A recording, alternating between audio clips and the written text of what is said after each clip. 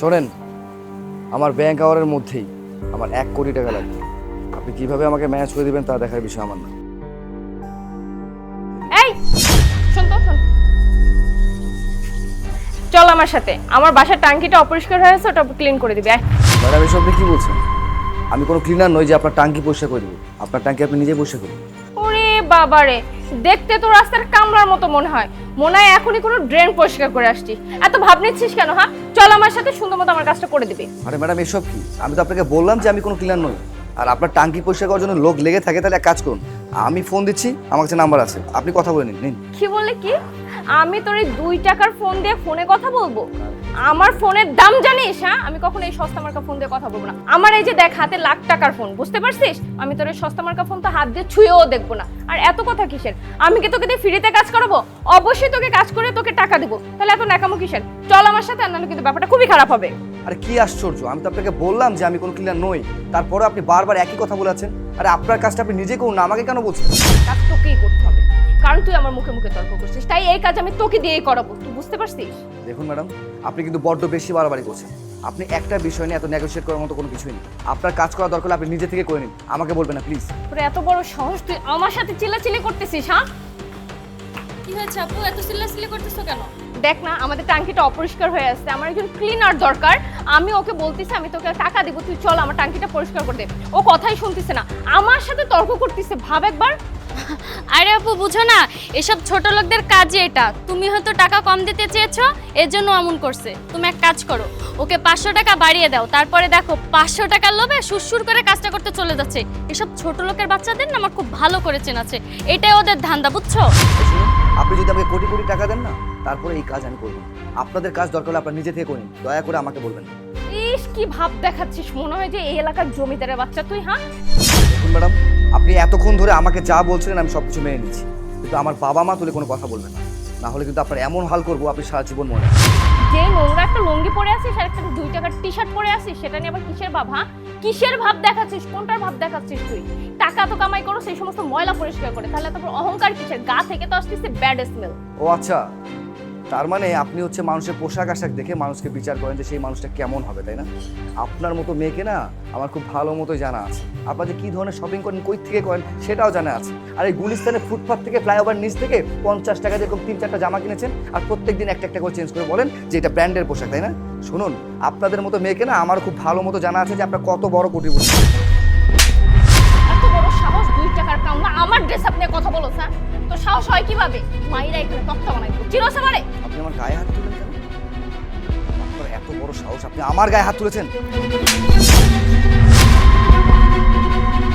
তোর এত বড় সাহস, তুই আমার গায়ে হাত দিচ্ছিস? তোর আইডিয়া আছে আমার পাওয়ার সম্পর্কে? দেখ আমি তোর কি অবস্থা করি। হ্যাঁ আপু, তুমি কল দাও, আর কল দিয়ে ছোট লোকের বাচ্চাটাকে দেখিয়ে দাও যে আমাদের পাওয়ার কত। তুই ঠিকই বলছিস, ওর আইডিয়াও নাই আমার পাওয়ার সম্পর্কে। এখনই আমার পাওয়ার দেখা দিচ্ছি।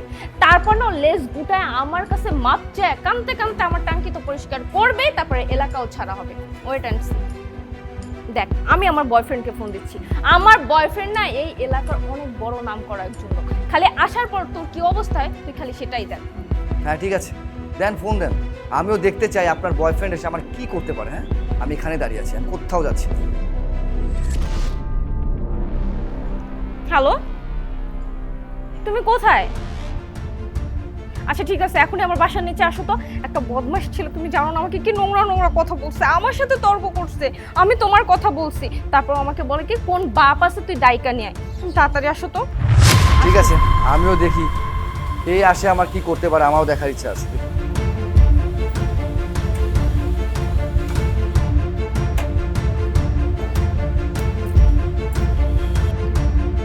কি ব্যাপার মাহি, তোমার সাথে কোন কামলার বাচ্চা খারাপ বিহেভ করেছে? হ্যাঁ বলো তো আমাকে একটু। জান, তুমি চলে আসছো। জানো, এই লোকটা আমাকে অনেকগুলো কথা শুনাইছে।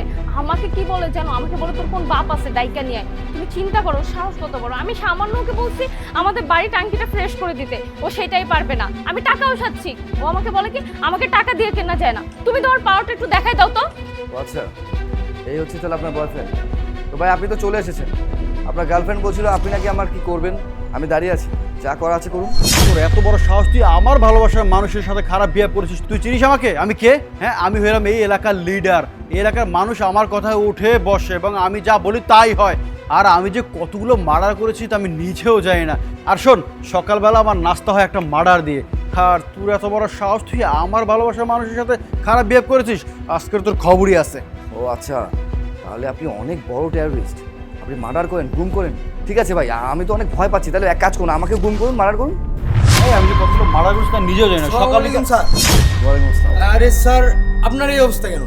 আমি গিয়েছিলাম আমার নিজের জমিটা একটু কোদাল দিয়ে সাইজ করার জন্য, কিন্তু এই ম্যাডাম আমাকে দাঁড়িয়ে দাঁড়িয়ে এতক্ষণ ধরে সাইজ করছিল। আসলে আমি বুঝতেছিলাম না ম্যাডাম কী কারণে আমার সাথে এই ধরনের ব্যবহার করলো। হয়তো উনি আমার সম্বন্ধে জানেন না, যার কারণে উনি আমার সাথে যা নয় তা বলে কথা বলছিলেন। ইভেন আমার মা বাবা তুলে কোনো কথা বলেছেন, আমাকে অনেক অপমান, অনেক অপদস্থ করেছেন। স্যার, কিসের স্যার? হ্যাঁ, সকাল সকাল কি উল্টাপাল্টা কিছু খায় আসছেন? আমার তো মনে হয় আপনার সমস্যা হয়ে গেছে কোনো কিছুতে। ওনাকে আপনি স্যার কোন অ্যাঙ্গেল থেকে ডাকেন? আরে ম্যাডাম, আপনি কাকে কি বলছেন? আপনি জানেন উনি কে? কে উনি? কে? এই এলাকার ক্লিনার। এর থেকে বেটার ওর পরিচয় হতেই পারে না। আর আপনি উল্টাপাল্টা ওকে স্যার ডাকতেছেন, এটা বলতেছেন, ওইটা বলতেছেন। সমস্যা কোথায় আপনার? হ্যাঁ, এই 2 টাকার ফকিনি কি কেউ স্যার ডাকে? আরে ম্যাডাম, উনি তো ক্লিনার না, উনি এই এলাকার জমিদারের একমাত্র ছেলে। আর এই এলাকায় যত জমি জমা আছে, যত প্রপার্টির কাজ হয়, সব ওনার আন্ডারে চলে। কি বলছেন? উনি জমিদার বংশের ছেলে? ওনার চলাফেরা আর ড্রেস আপ দেখে তো মনেই হয় না উনি কোনো অ্যাঙ্গেল থেকে যে জমিদার। আসলে আপনাদের সমস্যা কি জানেন? আপনারা মানুষকে তাদের পোশাক আশাক দিকে সবসময় বিচার করেন, মানুষকে ছোট করে কথা বলেন।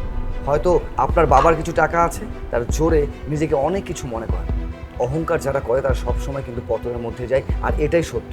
আচ্ছা, ওনার সাথে না হয় পরে কথা বলছি, তার আগে আমি একটু কথা বলে নিই ওনার বয়ফ্রেন্ডের সাথে। দেখতে পাচ্ছেন ওনার বয়ফ্রেন্ডকে? দেখেই মনে হচ্ছে একটা হত্যাকারী। উনি নাকি অনেক গুম করেছেন, অনেক হত্যা করেছেন, অনেক মানুষের কাছ থেকে টাকা ছিনতাই করেছেন, রাহাজানি করেছেন। ওনার নামে অনেক নাকি হত্যা মামলা পর্যন্ত আছে। আপনি কাজ করুন, ওনাকে আগে থানায় নিয়ে যান। থানায় নিয়ে গিয়ে ইচ্ছা মতো ওনাকে ডিম থেরাপি দিবেন। তারপর জিজ্ঞেস করবে ঠিক কতগুলো মার্ডার করেছে, কার কার টাকা ছিনতাই করেছে। কি বলছি বুঝতে পেরেছেন? না স্যার, হ্যাঁ আমি আসলে ওই আমার ক্ষমতা দেখানোর জন্য আসলে আপনার সাথে মিথ্যাটা বলেছিলাম। আমি আসলে এমন কেউ না, আমি তো আসলে চাপাবাজি করেছিলাম আপনার সাথে। বিশ্বাস করেন, আমি একটা ভদ্র ছেলে। আমি এলাকার সামান্য একটা ছেলে, যে ছোটোবেলা থেকে এলাকায় বড় হয়েছে। কিন্তু আমি আপনাকে একটু ভয় দেখানোর জন্য আমার ভালোবাসার মানুষের সাথে একটু সাহসী দেখাইছি আর কি। এতক্ষণ তো খুব পাওয়ার দেখাইছিস, এখন চল থানায় গিয়ে তোর পাওয়ারটা দেখি। আর এই যে আপনি আপনি নিজেকে কি মনে করেন, কি ভাবেন কি নিজেকে? আপনার বাবার কিছু টাকা আছে, আপনার যা ইচ্ছে আপনি তাই করে দেন। শুনুন, একটা কথা বলি, মানুষের পোশাক আশাক দেখে তাকে বিচার বিবেচনা করা বন্ধ করুন। তা না হলে এমন একটা পর্যায়ে যায় পড়বেন, সেখান থেকে আর কখনো উঠতে পারবেন না। আর এই যে আপনি এসেই আপনি কোনো কিছু না বুঝে পুরোপুরিভাবে আপনার বোনের সাপোর্ট আপনি কথা বলছেন। এখানে ব্যাপারটা কি হয়েছে তা না জেনেই দুনিয়ার উল্টাপাল্টা কথা বলছেন। শুনুন, শুধু ক্ষমতা থাকলেই যে তার অপব্যবহার করবেন এমনটাও কিন্তু না। ক্ষমতার সুব্যবহার করতে শিখুন। আপনার ক্ষমতা দ্বারা যদি কারো অপকার হয় তাহলে সেটা বন্ধ করুন, আর আপনার ক্ষমতা দ্বারা যদি কারো উপকার হয় তাহলে সেটাই করুন। এই যে বড় বড় কথা বলছেন না, আজকে নিহাত মেয়ে মানুষ বলে আপনাকে ছেড়ে দিচ্ছি। আপনার জায়গায় যদি কোনো ছেলে হতো না, তাহলে এমন অবস্থা করতাম সারা জীবন মনে রাখতাম। আর একটাও কথা বলবেন না, চুপচাপ এখান থেকে যাবেন। যান এখান থেকে।